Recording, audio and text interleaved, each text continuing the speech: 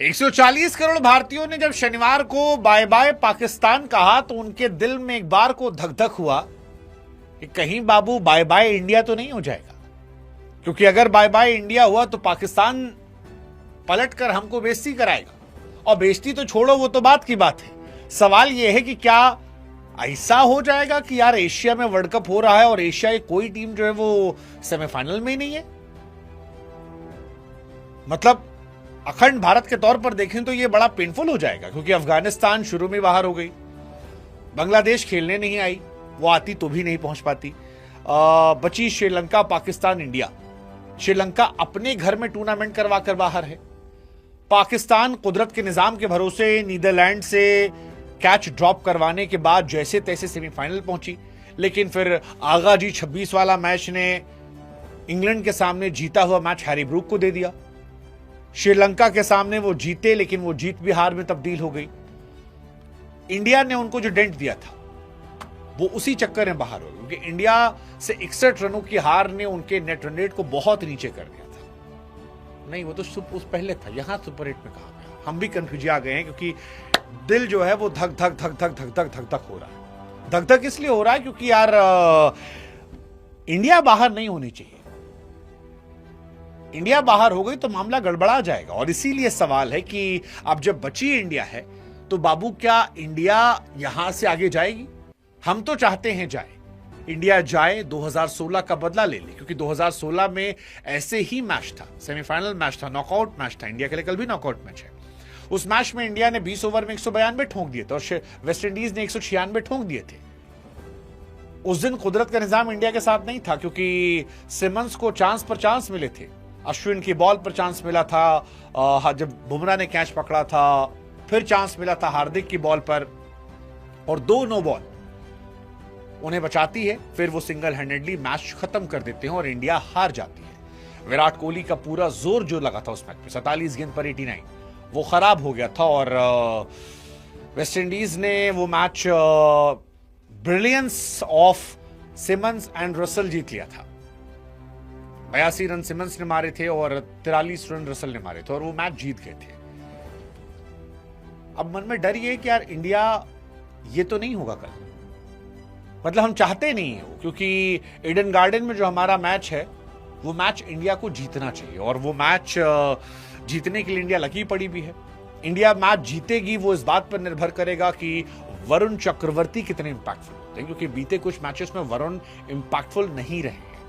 अर्शदीप और बुमराह अपना काम करते हैं, वरुण बीच में कमजोर कड़ी पड़ रहे हैं, जिसकी वजह से मिडिल ओवर्स में रन आता जा रहे हैं। डिपेंड इस बात पर करेगा कि दुबे जी जो है वो क्या कर रहे हैं, क्योंकि दुबे जी ने पिछले मैच में जो बॉलिंग की थी उसको देखकर हमारी आत्मा रोने लगी थी कि बाबू अगर ये वेस्ट इंडीज के सामने किया तो वो तो भूत भर देंगे।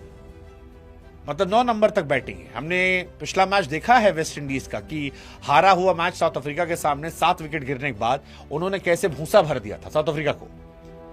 तो दुबे जी को तो वो बहुत मार मारेंगे, और ये नहीं होना चाहिए। अब सवाल ये है कि इंडिया क्या कोई चेंजेस करेगी, क्योंकि हमारी एक बॉलिंग में एक कड़ी कमजोर है। हमारी बॉलिंग में हार्दिक, बुमराह, अर्शदीप, ये 3 लॉक हैं। अक्षर पटेल हमेशा डिसेंट रहते हैं, डिसेंट प्लस। डिपेंड करता है क्या वरुण चक्रवर्ती एक्स्ट्राऑर्डिनरी होंगे। अगर वो एक्स्ट्राऑर्डिनरी होते हैं कोलकाता की पिच पर, जो उनकी होम ग्राउंड है, तो इंडिया की ऐश है। अगर वो मीडियोकर बन जाते हैं तो फिर इंडिया की लगने लगती है, और यहीं से सारी टेंशन शुरू होती है कि यहां से क्या होगा। ये मेरी सबसे बड़ी टेंशन है। सवाल फिर मन में उठता है क्या आप कुलदीप को खिला लेंगे उनकी बैटिंग लाइनअप देखते हुए, क्योंकि 9 नंबर तक बैटिंग है, वो अंधी मारेंगे, तगड़ा मारेंगे। और अगर कुलदीप लाओगे तो टीम कैसे चेंज करोगे, क्योंकि ऊपर बैटिंग में आपको संजू सैमसन खिलाना है। संजू सैमसन, अभिषेक शर्मा ओपन कर रहे हैं, तो संजू अभिषेक ओपन करेंगे तो फिर हटाओगे किसे? ओपनिंग वही हो गया। 3 नंबर पर ईशान हो गए, 4 नंबर पर सूर्या हो गए, 5 नंबर पर तिलक हो गए, 6 नंबर पर हार्दिक हो गए, 7 नंबर पर दुबे जी, 8 नंबर पर अक्षर पटेल। अब इनमें से क्या कोई प्लेयर जिसे आप बाहर कर सकते हो? शिवम दुबे एक नाम मेरे जहन में आते हैं। या क्या आप अक्षर पटेल को बाहर करके कुलदीप को खिला सकते हो? Akshar Patel out, Kuldeep Yadav in. Will that be okay? मतलब इट्स वेरी हार्श, बट क्या यह हो सकता है? कुलदीप ने लंबा समय खेला भी है उस पिच पर, बट फिर ये बापू के साथ गलत होगा। और बापू हमेशा सही रहे हैं, मतलब बापू ने अच्छी बैटिंग की। देखो, मैं Shivam Dubey as a batsman highly rate करता हूं, तो मैं Shivam Dubey as a batsman तो नहीं बाहर करूंगा। उन्होंने इस वर्ल्ड कप में परफॉर्मेंस की है। अक्षर पटेल क्या मैं बाहर करूंगा? नहीं, वो भी नहीं कर पाऊंगा यार मैं। मतलब मैं कुलदीप को खिलाना चाहता हूं। अगर ईशान के साथ अभिषेक फॉर्म में होते और वो ऑफ स्पिनर वाला रोना गाना नहीं होता तो शायद संजू सैमसन बाहर बैठते, शायद बाहर बैठते। लेकिन अब सवाल वही है कि वो बाहर तो बैठेंगे नहीं, वो खेलेंगे, तो फिर कहानी क्या होगी? मुझे लगता है इंडिया शायद सेम टीम के साथ जाएगी। आई डोंट फाइंड कि वो चेंजेस कर सकते हैं। अगर बहुत एक्स्ट्रा बोल्ड फैसला लेंगे तो हो सकता है शायद अक्सर या दुबे की जगह किसी एक जगह पर कुलदीप यादव को ले आए, बट वो भी कंट्रोवर्शियल फैसला होगा। क्या वो सही फैसला है? नहीं शायद, या पता नहीं शायद, या नहीं शायद। मतलब अक्षर पटेल क्या होगा? कुलदीप भी 4 ओवर 32 रन 2 विकेट, अक्षर भी 4 ओवर 30 रन 2 विकेट, यही तो होता है ना।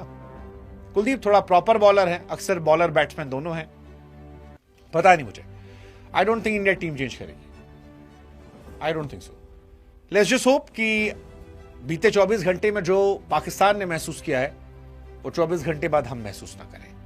ये ना आए कि बाय बाय इंडिया, हम कहें हम लेंगे 2016 का बदला, विराट बदला। हाँ, विराट बदला हमको लेना है। आई जस्ट होप कि ये विराट बदला जो है ये लिया जाए। I just hope. Let's see, देखते हैं।